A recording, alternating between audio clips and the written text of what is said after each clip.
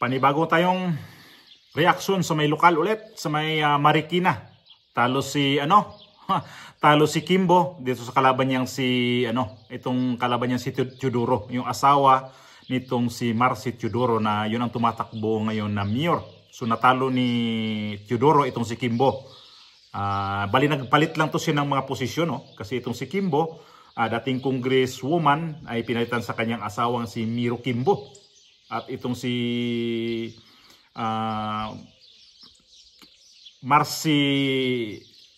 Marcy Teodoro, ito yung posisyon din yata, tama ba? Posisyon ng kanyang asawa ay nagpalit lang sila lahat ito eh. Pero hindi lang ho si Kimbo talo dito sa Marikina. Ang pag-usapan natin dito ay may isa pang balimbing, itong si Gaba din to ni Aquilino Pimentel, si Coco Pimentel talo dito sa Marikina sa kanyang pagkandidato ng congressman na kinalaban din to niya si Marcy Teodoro, itong dating mayor ng Marikina. So ito na yon na rambol-rambol ang mga politika. So ito si Coco Pimentel kasi panahon noong pag-upo ni Bongbong Marcos ay ano lang natin, no? Iano ko lang to. Mabalikan lang natin itong mga natin ngayon. Pag-usapan natin to siya kasi kung gaano ba talaga ka balimbing tong si Pimentel. So nung nanalo to si Bongbong Marcos, saan siya napunta? Ang pinili niya is minority leader. Kinalaban niya si Bongbong Marcos, ano mga pinagsasabi kasi dati pa daw yung tatay niya si Aquilino Pimentel magkalaban na sa mga Marcos. Pero ito si Coco Pimentel, biglang nagbago ang isip nito. Biglang nagpalit din ang kanyang kapalaran nung inappoint yata ng asawa nito ng di ko lang sure kasi kung ano talaga ang posisyon nito sa Malacanang na inappoint ba to siya sa special envoy sa United Arab Emirates. Kayo nang bahala kung ano talaga. Basta yung asawa nito, inappoint ni Bongbong Marcos kung saang bansa to. Di ko sure kung anong posisyon pero at anong bansa. Basta appointed ni Bongbong Marcos, sigurado ako doon na mayroong posisyon to sa gobyerno dahil appointed nga siya ni Bongbong Marcos. So biglang nagbago itong si Aquilino Pimentel, itong Coco Pimentel. Kaya ngayon, di na siya pwedeng, di rin tumakbo to napaka-senador kasi di na siya pwedeng, paso na siya, bali, yung term limit niya na. So nagpalit siya ng lugar kung saan siya nakatira, doon siya sa Marikina, siya, kumandidato ng congressman. Akala ko dati ito mayor. Yun pala, congressman pala ang tinakbuhan nito. So, talo ngayon. Hindi na siya, hindi siya pinalad. Kaya, ito yung sa Espanyol pa, mala swerte nito ni Coco Pimentel sa kanyang pagbalingbing. Dahil, di ka kasi kagaya sa tatay mo. Pag yung tatay mo kasi dati, natandaan ko, yung tatay nito, pagka-kritiko ka ni Marcos, kritiko siya. Itong si dating Aquilino Pimentel. Mas hanga ako doon sa tatay niya. Mas magaling yun. Pero itong anak, Bartap Natcher, pero dito, kumpara sa tatay niya, wala, hindi ko believe. Kagaya kay Bongbong Marcos na mas okay pa rin ang tatay mamuno kaysa itong si Bongbong Marcos. Pero nung bandang huli na rin kasi ang tatay ay nagkalat na rin sa Pilipinas eh. Kagaya ngayon, kay Bongbong Marcos, sobrang kalat. Kaya ito yung nangyari ngayon, na yung pagbalingbingan nila, mayroon talagang nangyari na hindi maganda.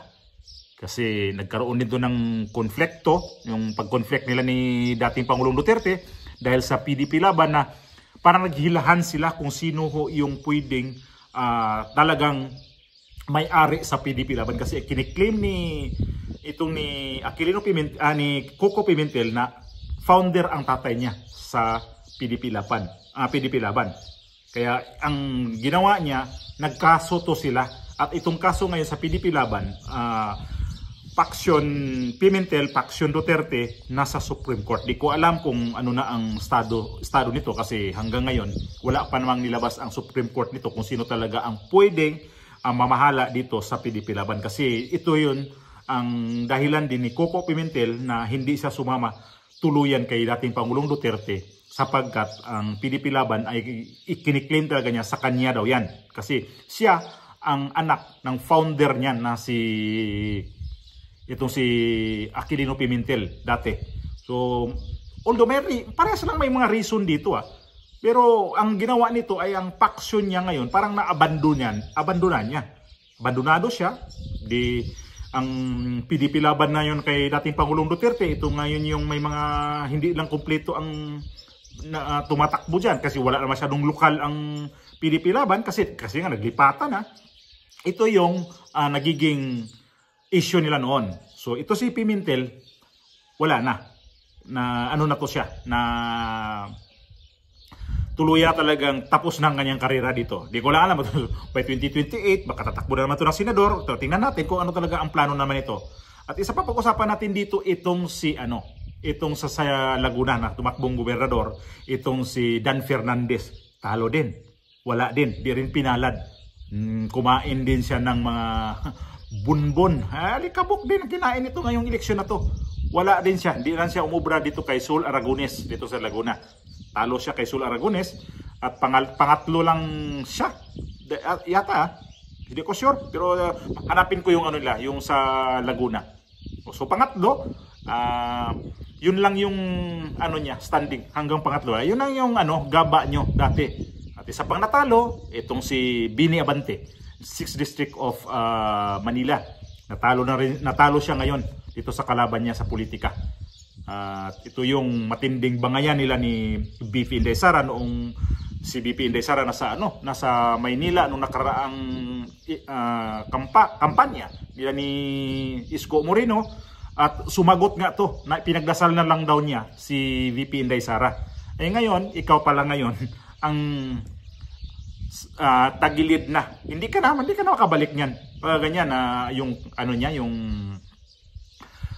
sitwasyon niya ngayon, hindi siya makabalik sa 6th District of Manila. Kasi yun ang niya. Kasi nag-react ang anak din nito Natandaan niyo ba, nag-react ang anak nito na parang galit din na sinabihan niya si VP Sara na wala kang nagawa dito sa distrito namin. Pupunta ka lang dito para mangbastos ka. Yung anak ni ni Bini Abante, kung sinong bastos, ikaw o si VP Sara? Kunting galang na naman sa Vice Presidente. Kung may galang ka, gumalang ka. Sinong itong mas sa inyong dalawa na itong si VP Sara, yung tatay nito, kasama yung tatay mo, itong si Bini Abante na nag-quadcom dyan sa mga hearing dyan sa druga dati. Sorry, ko na naman yung na yan. Kaya may rason si VP Sara na hindi talaga niya suportaan itong si Bini Abante sapagkat itong si Bini Abante, ito yung pasimuno kung tutusin sa gulo sa Pilipinas ngayon. At buti nga sa inyo, ngayong mga politisyan talaga na sobra kayong balingbing, ayan ang napala sa inyo. Kaya tapos na ang laban sa inyo ngayon. Itong nasa Bohol ay may nanalo pa din yung sa mga ni dating Pangulong nung pumirma sa impeachment ni VP Sara.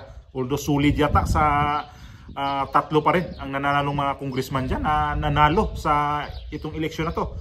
So ito na ang unti-unting paniningil ni VP Sara sa inyo na kayo yung mapang-api. So lunukin nyo yan kasi bumabalik na talaga ang gaba sa inyo.